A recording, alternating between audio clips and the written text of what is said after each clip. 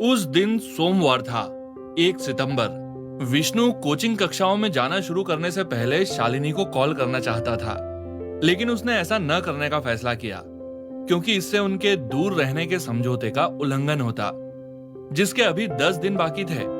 चूंकि अन्य कोचिंग सेंटरों में से भी अधिकांश अपने नए बैच 1 सितंबर से ही आरंभ करते थे, इसलिए लोहिया नगर के चौक बाजार पर त्योहार जैसा माहौल था।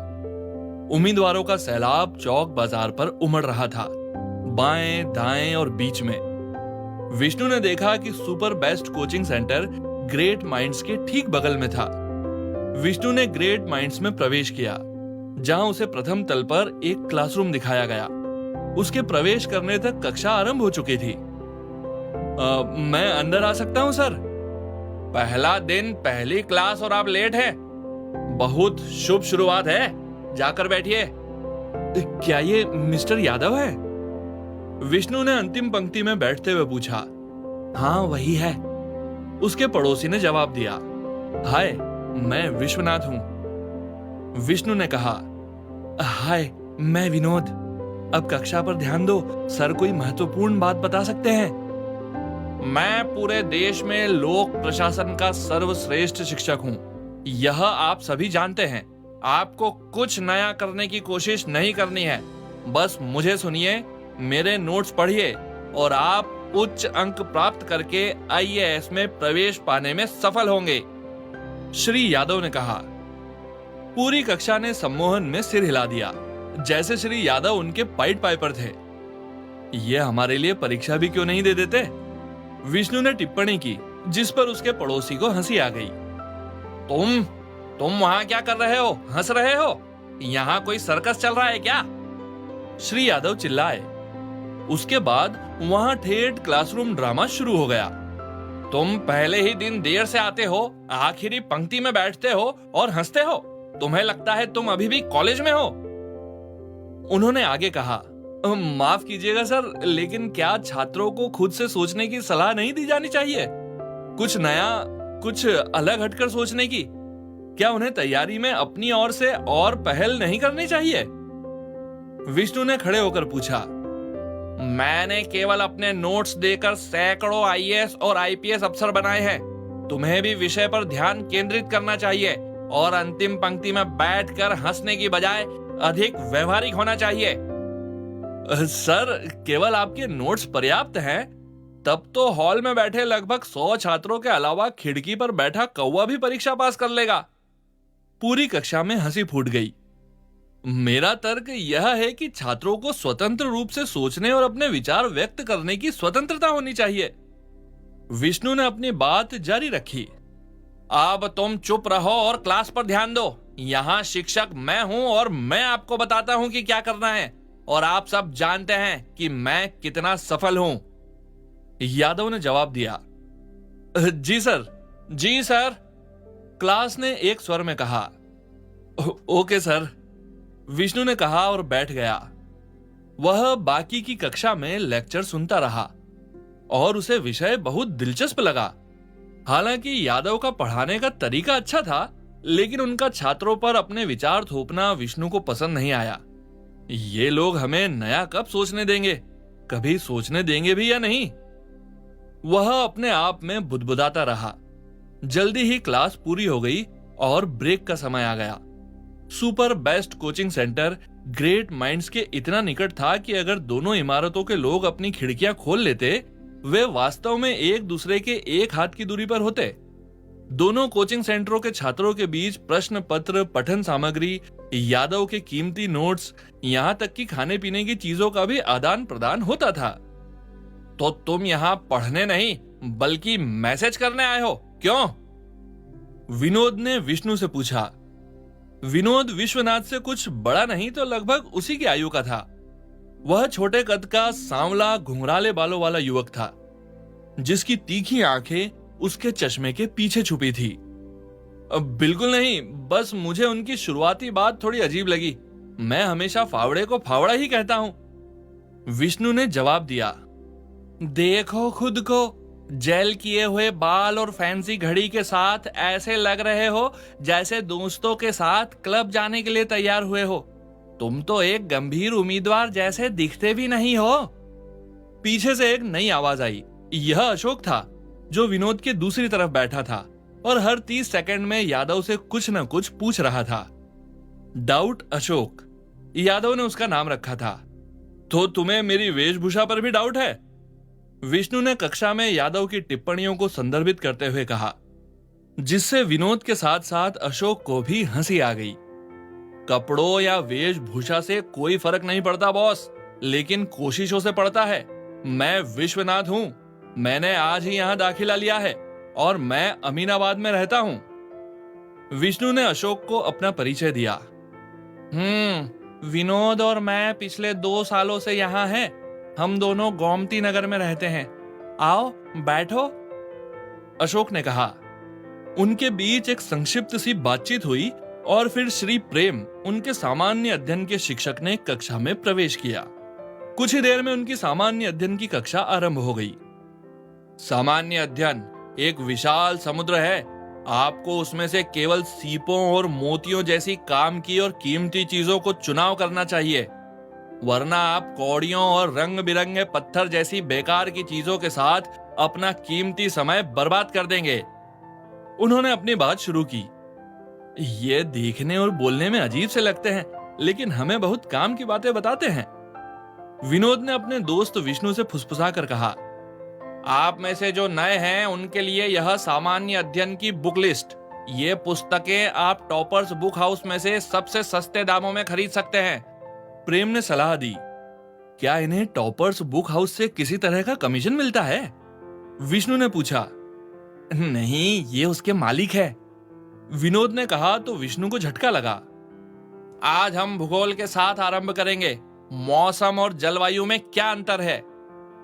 सर, मुझे कुछ पूछना है, अशोक ने कहा। अशोक, मैंने केवल एक सरल सा प्रश्न पूछा है। अगर मैं कोई सवाल पूछता हूं तो आपको जवाब देना चाहिए या चुप रहना चाहिए, न कि केवल शंका पूछनी चाहिए।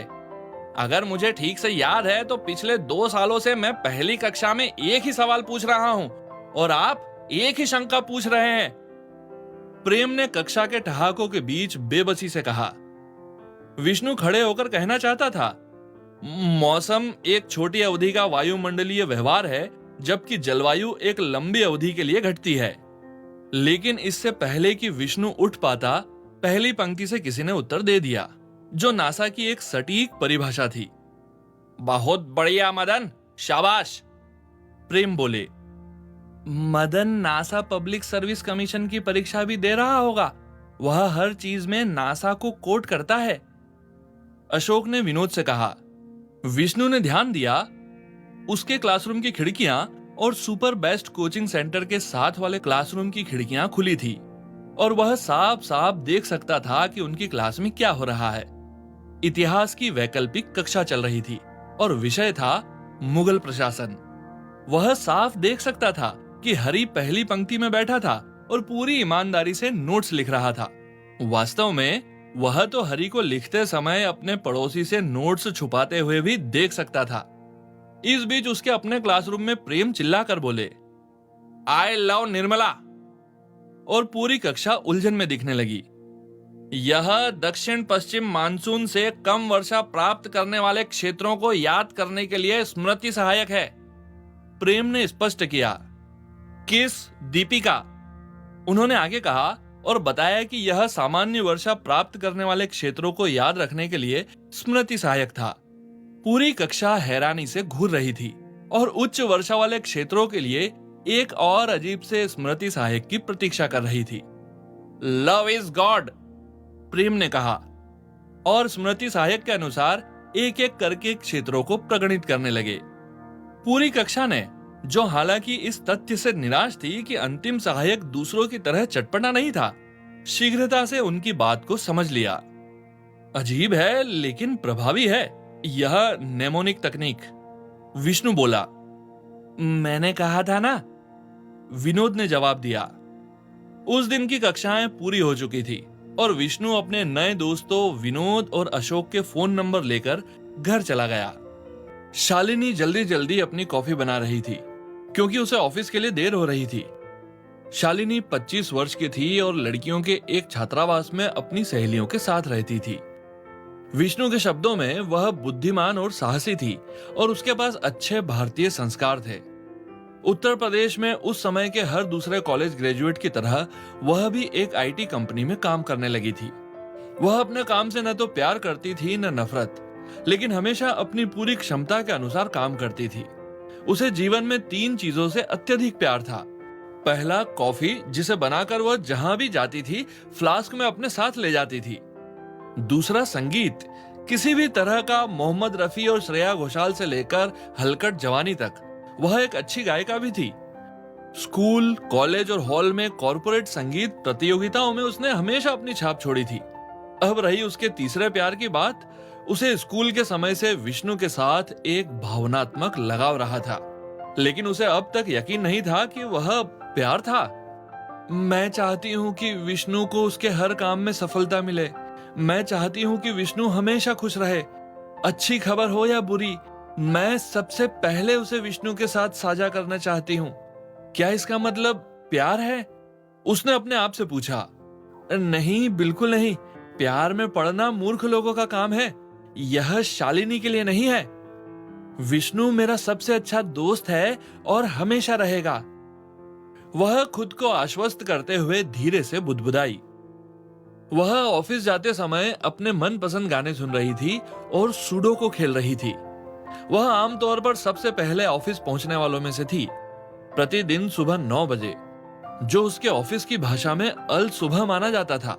उसका ऑफिस अत्याधुनिक सुविधाओं के साथ एक विशिष्ट शहरी आईटी ऑफिस था। यहाँ तक कि टॉयलेट्स में भी मॉनिटर लगे थे, जो कर्मचारियों को उनके मानसिक लक्ष्य दिखाते थे और उनका ध्यान काम पर केंद्रित करते थे। वहां जूते पॉलिश करने के लिए स्वचालित मशीनें भी थी। हालांकि 90% कर्मचारी फैशनेबल सैंडलों में आते थे। एक विशाल लाइब्रेरी थी, जहां केवल वही लोग आते थे जो फोन कॉल से बचने के लिए जाम सेल रिसेप्शन का उपयोग करना चाहते थे। एक कॉफी शॉप थी, जहां लड़के लड़कियां एक दूसरे से टकराते थे और प्रेरक शीर्षकों के साथ दीवार पर लगे पोस्टर थे, जिन्हें कोई पढ़ता नहीं था, बल्कि सब उन पर बर्गर और पिज्जा की डिलीवरी के नंबर लिखते थे। ऑफिस की आंतरिक सजावट आलीशान थी और बाहरी हिस्सा और अधिक आलीशान था। मॉर्निंग सिड, अभी भी बॉक्सर्स में सीधे बिस्तर से उठकर ऑफिस आए हो क्या? शालिनी ने पूछा। मॉर्निंग शालिनी, आज शुक्रवार है और हमारा ऑफिस ड्रेस कोड कैजुअल है, सिद्धार्थ शिवराज सिंह ने जवाब दिया, जिसने फैशन के नाम पर अपना नाम छोटा करके सिड रख लिया था। सिड द्वारा फैशन के नाम पर किए जाने वाले पूरे सर्कस के बावजूद वह हमेशा से ऑफिस में शालिनी का सबसे अच्छा दोस्त रहा था। आज जल्दी नहीं आ गए? शालिनी ने पूछा। आज हम सभी जल्दी आ रहे हैं, यहाँ तक कि ट्विंस भी रास्ते में हैं। मैं अभी उनसे सीढ़ियों पर मिला था। आज टीम ट्रीट है, तुम भूल गई थी क्या? हम सबने सोचा हम जल्दी आएंगे और जल्दी वापस जाएंगे, सिड ने जवाब दिया। ओह, मैं आउटिंग के बारे में भूल गई थी और हमेशा की तरह तुम्हारे पास जल्दी निकलने का बहाना है। इस बीच ट्विंस आराध्या और धारा ऑफिस में आ चुकी थी। ये ट्विंस वास्तव में बहनें नहीं थी। हम साथ बड़े हुए, वही पड़ोस, वही स्कूल, वही कॉलेज, वही ऑफिस। वे छोटा सा मौका मिलते ही गर्व से समझाती थी। हाँ, वही स्कूल, वही कॉलेज, वही ऑफिस, वही पति। ट्विंस ऑफिस में ऐसे कई तानों के निशाने पर रहती थी, लेकिन उन्हें जितने ताने मिलते थे, उन्हें लोगों को चिढ़ाने में उतना ही मजा आता था। जल्दी ही और लोग भी आ गए और अपनी सीटों पर बैठ गए और ऑफिस शुरू हो गया। शालिनी के मन में विष्णु के विचार आते जा रहे थे, जो कि तभी से हो रहा था जब से उसने विष्णु से बात करना बंद किया था। हर एक दिन कैंडी क्रश खेलने के बहाने से वह अपने और विष्णु के बीच के पुराने टेक्स्ट संदेश जांचती थी, लेकिन पता नहीं क्यों शालिनी को लगता था कि वह कभी प्यार में नहीं पड़ेगी और यही विडंबना उसे पीछे खींच लेती थी। हाई स्कूल और कॉलेज में वह सबसे ज्यादा पसंद की जाने वाली लड़की थी और यही चीज उसे वर्तमान स्थिति में ले आई थी। अपना क्यूबिकल देखो, गोपीनाथ आराध्या पर चिल्लाया। गोपीनाथ उसका मैनेजर था और अपने सामान्य दौरे पर था। चॉकलेट के रैपर और स्टिकर, बॉबी डॉल्स, रणबीर और विराट कोहली के पोस्टर और मॉनिटर पर वीडियो गेम। यह ऑफिस क्यूबिकल है या कोई गेम पार्लर? उसने चिल्लाना जारी रखा। इस निंदात्मक भाषण को सुनकर सिड की हंसी फूट गई। और तुम सिड, अपनी जगह को देखो, हर तरफ कुछ अस्पष्ट सी संख्याएं लिखी हुई है। मॉनिटर पर हमेशा क्रिकेट की वेबसाइट खुली रहती है और तुम फोन पर हमेशा क्रिकेट की बात करते रहते हो। तुम कोई बुक्की हो क्या? गोपीनाथ ने अपना भाषण जारी रखा। आजकल के युवा बिल्कुल बिगड़े हुए हैं, लापरवाह, बेकार और अयोग्य। गोपीनाथ रुकने के मूड में नहीं था। हमारा सहकर्मी आपकी इतनी इज्जत करता है कि उसने अपने क्यूबिकल में आपकी फोटो लगा रखी है सर। सिड ने कहा तो गोपीनाथ उत्सुकता से रमेश के क्यूबिकल की ओर बढ़ा। रमेश के क्यूबिकल से सटी दीवार पर गोपीनाथ का आदमकद पोस्टर चिपका हुआ था। उसके ऊपर हरी साडू की शैली में जी से गुण यानी गुंडा, ओ से ऑफ यानी भद्दा, पी से पैथेटिक यानी दयनीय, आई से इडियट यानी बेवकूफ, एन से निटविट यानी मूर्ख, ए से एस यानी गधा, टी से टायरेंट यानी तानाशाह और एच से हिटलर लिखा हुआ था। और वह पूरा पोस्टर रमेश द्वारा डार्ट के अभ्यास के लिए इस्तेमाल किया जाता था। यह क्या? तुम सब स्कूल के बच्चे हो क्या? गोपीनाथ ने कहा तो पूरी टीम ठहाके मारकर हंसने लगी। तुम लोगों को 1 हफ्ते में प्रोजेक्ट पूरा करके देना है। अगर डेडलाइन तक काम नहीं हुआ तो देखना कितने सिर कटते हैं। गोपीनाथ गुर्राया और पैर पटकते हुए कमरे से बाहर चला गया। भाग